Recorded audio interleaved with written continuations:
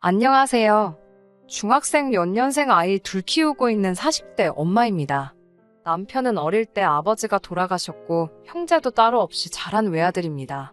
시어머니 혼자서 애지중지 키워내셨고 그런 시어머니가 남편에게는 평생 고생만 한 불쌍하고 안타까운 어머니지요. 저한테는 그냥 시어머니 그 이상도 그 이하도 아닙니다. 처음에는 저도 남편 효심에 못지않게 잘 해드리고 싶은 마음이 컸어요. 그런데 시어머니는 항상 같은 태도셨어요. 물론 부모가 자기 자식 더 아끼는 마음 당연한 거라고 생각합니다. 그래도 너무 무조건적으로 남편의 편만 들어주시는 게 너무 티가 났어요. 둘이 좋아서 결혼해서 살겠다는 건데 시어머니께서 한 발짝 물러나서 보시면서 조금 도와주셔야 하는 거 아닌가요? 제가 요즘 사람들처럼 며느리 어려워하게 하고 눈치 보면서 사시게끔 한 것도 아니었는데 말이에요. 은근슬쩍도 아니고 너무 대놓고 아들 좋은 것만 하려고 하시니 제가 시어머니와 가까워질래야 가까워질 수가 없었습니다. 당시에는 남자가 집해오는 게 당연했는데도 불구하고 반반 결혼했는데 아들 기죽을까봐 신혼집은 남자 명의로 해야 한다는 둥. 첫 아이 태어나기 전까지는 맞벌이 하고 있었는데 너는 애 낳으면 일을 그만둬야 하니까 경제권은 서서히 남편한테 넘기라는 간섭까지 하셨어요. 반반 결혼하는데 예단 예물소리까지 들어야 했고 어떻게든 손해 안 보시려고 친정에서 뭐 하나 더 받으시려고까지 하시는데 그것 때문에 크고 작은 마찰이 있기는 했었습니다. 그나마 남편이 그런 시어머니와 저 사이에서 중간 역할 잘 해줬고 그 모습 보고 결혼 끝까지 밀어붙였습니다. 결혼한 지 15년이 지난 지금 남편이 저를 위해 나서준 건 전부 다 이번 일을 위해서 그런 게 아닐까 하는 생각이 드네요. 물론 남편이 그동안에서 무조건 제 편만 들었다는 말은 아니에요. 아예 시어머니 편을 대놓고 들은 적도 있고 제 편 들어주는 척 하면서 대충 무마한 적도 있었어요. 아무리 우라가 치미는 일이 있어도 그냥 조용히 넘겼어요. 애틋한 모자간의 사이를 제가 비집고 들어가 이간질할 마음도 없었고 제가 좋아하는 남편이자 아이들의 아빠, 시어머니께는 착한 아들, 그냥 서로에게 최선의 관계가 되기만 한다면 그걸로 만족했어요. 제가 첫째 임신했을 때 병원에서 딸아이라는 이야기를 듣고 시어머니께서 굉장히 실망을 하셨지요. 첫째는 아들이었으면 좋았을 텐데 하시며 실망하셨는데 그걸 제가 맘대로 바꿀 수 있는 것도 아니고 대수롭지 않게 생각했습니다. 그런데 둘째 아이 가졌을 때는 정말 마음에 비수를 꼽는 말씀을 하셨어요. 키울 때 딸이 더 이쁘고 커가면서도 엄마랑 잘 지내 더 재미있기야 하겠지만 그래도 집안에 든든한 아들이 있어야 하는 게 아니겠냐고요. 본인도 시아버지 일찍 보내지만 않았더라면 딸 한 명 있었으면 좋겠다고 생각하긴 하지만 아들 하나 잘 키워서 이렇게 노후까지 든든한 거 보면 역시 아들이 최고 아니겠냐고요. 아들이 있어야 대를 이어 집안의 모든 것을 이어나가게 될 텐데 아들 없으면 니네 자식들, 니네 보내고 나면 누구 좋은 일 시키는 거겠냐고 하셨습니다. 딸은 아무리 잘 키워봐야 출가회인이고 남이 집안에 보낼 아이들인데 괜히 우리 아들 평생 힘들게 일한 거 죽 써서 개주는 꼴 아니겠냐고요. 평생 우리 아들이 일군 걸 내 자식이 아닌 남이 자식한테 준다는 생각하면 억울하지 않냐고. 너네도 이미 딸 하나 있으니 이제는 아들을 낳아야 하지 않겠냐고 하시면서 은근슬쩍 둘째는 포기하라는 듯이 강요를 하셨었습니다. 아직 뱃속에 있는 아이지만 들었을 수도 있는 말인데 너무 대놓고 당당하게 말씀하셔서 너무 당황스러웠고 저는 제 뱃속에 있는 아이가 아들이건 딸이건 전부 다 제 배불러 낳을 아이들인데 포기하라던지 그런 식으로 말씀하시는 게 참 상처였어요. 당연히 시어머니 말 무시하고 둘째 낳았고요. 저는 지금 두 딸아이 키우면서 후회한 적 단 하루도 없습니다. 아이들도 외할머니는 좋아라 하지만 친할머니는 불편해하고 어려워합니다. 아이들 앞에서 아들 손주 타령하시면서 한숨만 푹푹 내쉬시는데 애들도 눈치가 있으니 불편한 분위기 만드는 시어머니가 아무리 할머니라도 좋을 수가 없겠죠. 혹시나 시어머니 행동이 아이들 마음에 상처가 되고 그랬을까봐 걱정이 될 때도 있습니다.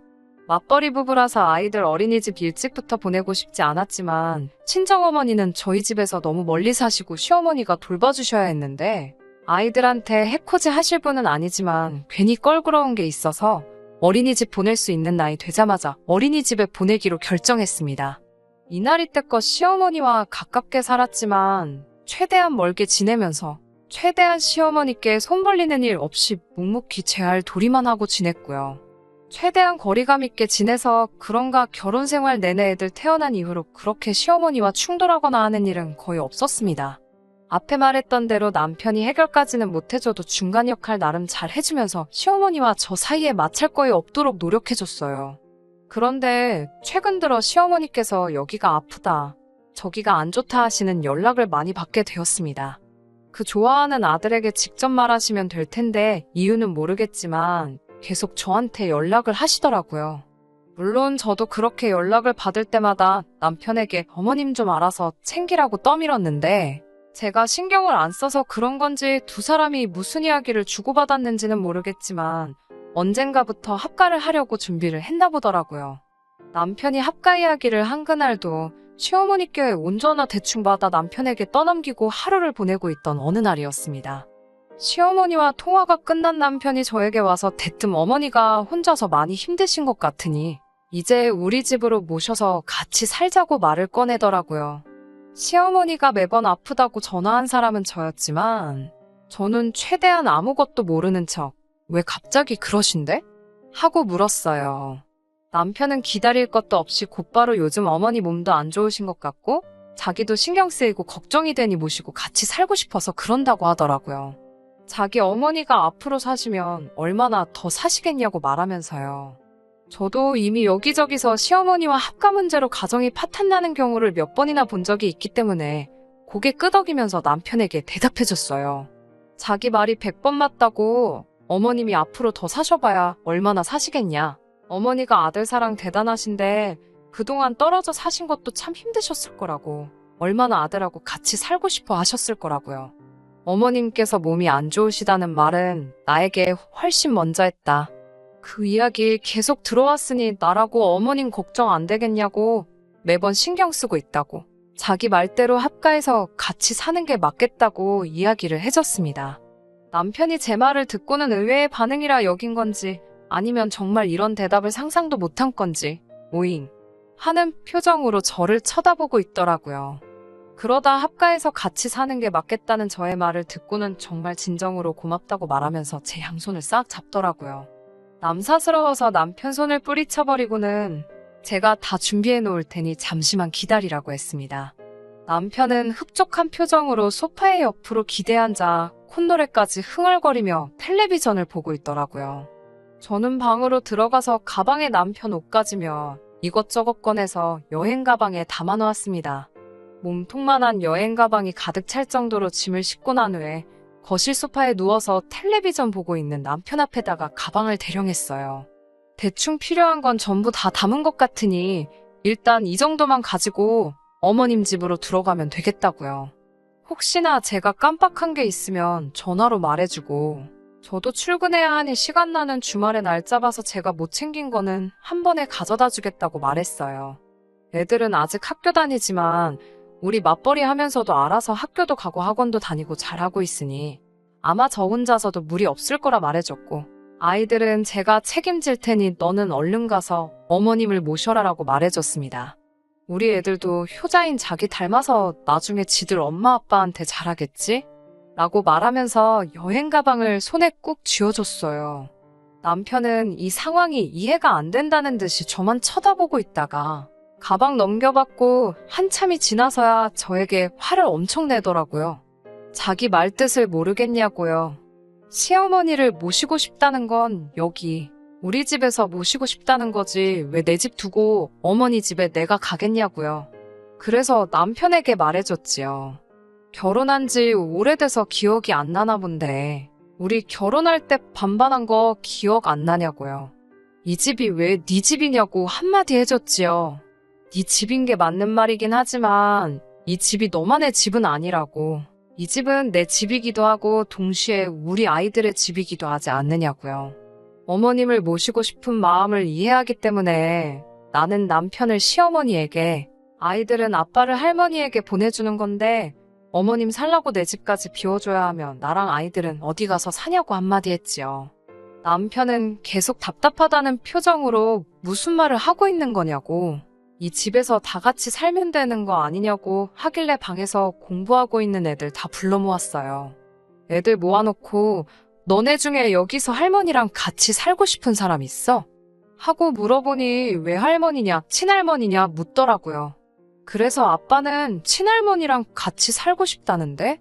라고 말해주니 아빠 눈치는 보기는 하는데 아무 대답도 안 하고 고개만 돌리고 가만히 있더라고요.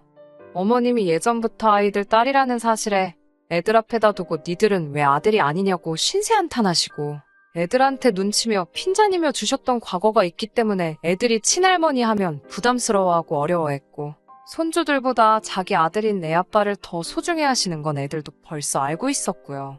친할머니 사랑 못 받은 아이들이니 외할머니면 같이 살 수 있겠는데 친할머니랑은 불편해서 같이 살고 싶지 않다고 말을 해주네요. 거기에 저까지 시어머니하고는 같이 지내고 싶지 않다고 말하고 이 집에서 시어머니와 같이 살고 싶어 하는 사람은 한 명밖에 없는 것 같다고 우리도 이상가족 되는 거 원치 않지만 자기의 효심이 기특해서 어머님한테 보내주는 거라고. 너가 말하지 않았냐. 어머님 앞으로 사실 날 얼마나 남았다고. 그동안 둘이 오붓하게 지내면서 살아생전에 후회 남지 않게 잘 챙겨드리라고 했어요. 집이 서로 먼 편은 아니니까 우리도 시간 되면 가끔씩 보러 간다고요. 이발이 끝나기 무섭게 남편의 얼굴이 울그락불그락해지더니 소리를 고래고래 지르기 시작하더라고요. 가장의 위신이 땅에 곤두박질 쳤다며 마누라가 남편을 그렇게 무시하니 애들도 똑같이 지네 아빠를 무시하는 것 아니겠냐고. 저보고 가정교육이 아주 개판이라고 혀를 차더라고요. 그래서 뭐가 대체 그렇게 화가 나냐고 가정교육 이야기까지 하느냐고. 지금 이 집에서 자기 때 무시한 사람 아무도 없다고 너가 엄마랑 살고 싶다고 했으니 나도 애들도 남편, 아빠가 당장 필요하지만 보내주는 거라고 하지 않았냐고요. 이거야말로 희생이지 거기서 왜 가정교육을 운운하는지 모르겠다고 말입니다. 남편은 제 말에 아무 말도 잊지 못하더니 제가 싸놓은 가방 들고 문을 박차고 나가더군요. 솔직히 그 와중에 문 박차고 나가는 모습 보니 마음이 아프긴 하더라고요. 아쉬운 것보다도 지금 이런 상황에서 굳이 시어머니를 모시는 것 외에 다른 방법이 있는지 가족 간의 대화를 통해 정하지 않고 자기 고집만 관철시키면서 우기다가 막다른 길에 다다르니 성질 부리고 밖으로 뛰쳐나가는 모습에 말입니다. 무조건 제 편 들어준 적 한 번 없지만 그래도 중간 근처라도 가기 위해 노력하던 모습은 하나도 없고 자기 어머니 걸린 일이라고 아무리 홧김이라지만 집을 나가버리는 모습이 조금 그렇더라고요. 그렇게 집을 나간 남편은 얼마 지나지 않아 다시 만날 수 있었습니다. 시어머니한테서 전화가 왔어요. 애 좀 잘 달래서 데려가 달라고요. 자기가 무슨 단을 거서 아들한테 어떻게 호강을 받겠냐고 여지껏 혼자 살아온 거 혼자서도 괜찮다고 하시더라고요. 그 와중에도 몸이 불편하다는 이야기는 꼭 빼먹지 않으시는 게 아직도 저를 설득해서 합가할 여력이 있는지 살피는 것처럼 보였습니다. 집에 돌아온 남편은 그제서야 단도직입적으로 말하더라고요. 어머니를 자기가 어떻게 혼자 모시겠냐고요. 집안 살림은 전부 다 제가 해왔지 않냐면서 자기는 여태껏 회사 다니면서 돈 벌어오지 않았냐고. 우리 가족들이 다 같이 힘을 합쳐야 하는 일 아니겠냐 하네요. 저 또한 둘째 아이 어린이집 갈 때까지 일을 쉬기는 했지만 육아를 한 거지 아무것도 안 한 게 아니었고요. 그리고 둘째 어린이집 가고부터는 결혼 전에 벌던 만큼은 아니지만 적당한 곳 취직해서 맞벌이하며 돈 벌고 하원한 애들 뒷바라지부터 집안일까지 제가 다 도맡아서 했습니다. 아직도 애들 학교 관련된 일은 제가 다 관여하고 있고 직장도 다니고 있지요. 직장 생활에 애들까지 내가 케어하면서 이젠 어머님까지 돌봐드려야 하냐고. 저는 그렇게는 못하겠으니 하고 싶은 사람이 각자 알아서 하자고 했습니다. 남편은 져주는 척 집에 돌아와 놓고서는 또 어깃장을 부리다가 안 되니까 가져온 짐을 다시 싸들고 어머님 댁으로 가더군요. 남편이 도착하자마자 어머님이 놀라서 다시 전화를 하셨어요. 얘가 왜 다시 여길 왔느냐고요. 어머님, 박서방이 어머님 걱정돼서 회사도 못 나가겠고 손에 아무것도 잡히지가 않는데요. 그렇게 나서서 효도하는 아들이 요즘 세상에 어디 있겠나요? 어머님도 정말 복 받으신 것 같아요. 꼭 그 집에서 어머님과 함께 살고 싶어 하는 것 같으니까 여러 사람 불편하게 데리고 가라는 말도 안 하셔도 될 것 같아요. 어머님께서 집으로 돌려보낸 지가 반나절도 안 지났는데 다시 그 집에 가 있는 거 보면 남편이 오시면 아무도 못 말릴 것 같아요. 라고 말씀드리니 그제서야 어머님도 질색을 하면서 제발 합가하자는 말 2번 다시 안 할 테니 얘 좀 데려가라고 애원을 하시더군요. 요 며칠간 남편하고 지내면서 아주 생고생을 사서 했다고 질색을 하더라고요. 본인도 이제 다 늙어서 남들처럼 며느리가 해주는 밥 먹으며 지내는가 했는데 기대도 안 한 아들이 집에 쳐들어와서는 밥해 먹이고 출근시키고 하는데 아주 상전이 따로 없다고. 다 늙어서 이게 무슨 고생인지 몸이 10개라도 모자라겠다고요. 그 말을 들으니 또 아무 말도 안 할 수가 없더라고요. 어머님께 솔직한 마음을 말했어요. 어머님도 다 큰 아들내미 하나 간수하기 힘드신데 저는 어머님께서 단 일주일도 못 데리고 계신 아들과 중학생 된 2딸들 뒷바라지 다 하면서 회사까지 나가 돈까지 벌어오고 있다고요. 그런데 거기에 지금 어머님 수발까지 들으라고 하시면 어머님 몸이 10개로도 모자란데 제 몸은 오죽하겠느냐고 한마디 했어요. 아들 타령하신다고 아이들이 불편하게 생각하는 것부터 그동안 사소하게 어머님과 우리 가족들 간의 간극에 대한 이야기도 다 말했습니다. 어머님 힘드시고 건강 안 좋은 거 이해하지만 몸 이곳저곳 불편한 건 저희 친정어머니도 마찬가지시라고. 그 와중에도 저희 어머니는 저 좀 편하게 해주신다고 필요한 건 없느냐고 물어오시는 와중에 애들 고등학생 되면 따로 방을 써야 되는데 그 방마저 뺏어가지고 합가를 계획하시는 게 맞냐고 따졌습니다. 몸이 불편하시면 병원을 다니시라고. 다행히 남편도 벌고 저도 같이 벌고 있으니 병원비 정도는 저희가 내드릴 수 있다고요. 저한테서 어떤 며느리의 모습을 바라신 건진 모르겠지만 이 이상을 바라시면 저는 더 버틸 수가 없으니 그만할 생각밖에 없다는 말을 드렸습니다. 시어머니는 제 말을 끝까지 듣더니 생각에 잠기셨는지 아무 말도 없으시더라고요. 대신 다음 날에 남편을 보내더군요. 남편이 시어머니께 대체 무슨 말을 들은 건지는 모르겠지만 돌아온 그날부터 여태까지 남편은 합가 이야기는커녕 어머님 이야기조차 꺼내지 않고 아무 일도 없었던 척 살고 있습니다. 제가 어머님한테 뭔 말을 들었길래 아무 말도 없냐 물어도 꿀먹은 벙어리 마냥 아무 대답 없고 못 들은 척 스르륵 넘어가고 있어요. 제 욕을 하신 건지 아니면 제 편을 들어주신 건지 전혀 알 길은 없었지만 애써 아무 일도 없었던 척 애쓰고 있는 걸 보니 조금 꼬숩기는 하네요. 얼마 전에 어머님이 부르셔서 다녀왔습니다. 지난 일에 대해서 사과하더라고요. 특히 아이들이 친할머니 불편하게 생각하고 있다는 부분에 대해서 안타까워하셨어요. 지금에 와서는 본인과 피도 한 방울 안 섞인 며느리에게 효도받기를 바랬던 본인의 이중성이 부끄럽다고 하시더라고요. 이제라도 손주들에게라도 좋은 할머니가 되고 싶다고 하십니다.